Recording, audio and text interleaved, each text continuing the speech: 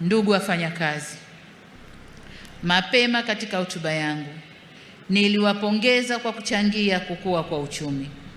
Mwezi Mei 2024 mwaka jana, wakati tukiadhimisha siku ya wafanyakazi, serikali ilieleza ugumu wa uchumi ulivyokuwa kwa wakati ule na kuwasihi tusiongeze gharama kwa serikali kwa kuongeza mishahara, bali tuliendelea na upandishaji wa madaraja na kutoa maslahi mengine ya wafanyakazi.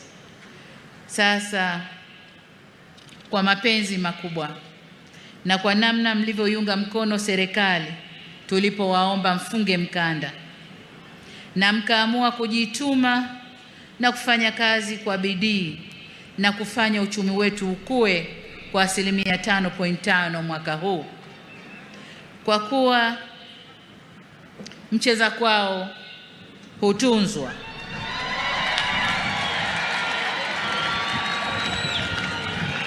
Wafanyakazi oye! Miamvuli oye! Naona miamvuli imepanda sasa. Wakati wote miamvuli ilikuwa chini. Sasa hivi miamvuli imepanda. Sasa kwa kuwa mcheza kwao hutunzwa, mimi na wenzangu, na baada ya kuangalia uchumi ulivyopanda, na umepanda kwa sababu ya nguvu zenu wafanyakazi, ninayo furaha ya kuwatangazia kwamba katika kuzidi kuleta usawi kwa wafanyakazi, mwaka huu serikali itaongeza kima cha chini cha mshahara kwa watumishi wa umma kwa 35.1%.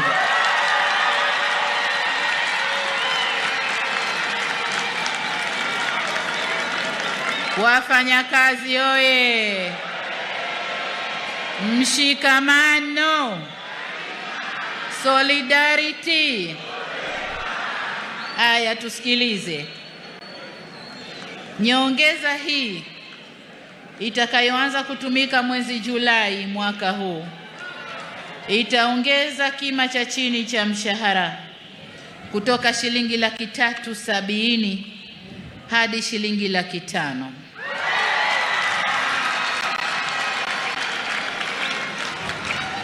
Ngazi nyingine za mshahara nazo zitapanda kwa kiwango kizuri jinsi bajeti inavyoturuhusu, lakini nataka niwaambie nyongeza nzuri ipo.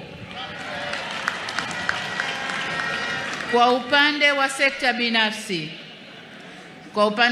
binafsi, bodi ya kima cha chini cha mshahara kwa sekta binafsi inaendelea sasa kufanya mapitio ili kuboresha viwango vya chini vya mshahara kwa wafanyakazi wa sekta hiyo. Pamoja na kazi inayofanywa na bodi hiyo, naendelea kuvihimiza wizara na vyama vya wafanyakazi kufanya majadiliano na waajiri ili kutekeleza mikataba ya hali bora ya wafanyakazi katika sekta binafsi, waendane sambamba na wenzao wa sekta ya umma. Ndugu wafanyakazi, ahadi yetu serikali kwenu kwamba tutaendelea kuboresha mazingira ya kazi yakiwemo maslahi ya wafanyakazi kadri hali ya uchumi itakavyoruhusu. Wafanyakazi oye! Solidarity, mshikamano,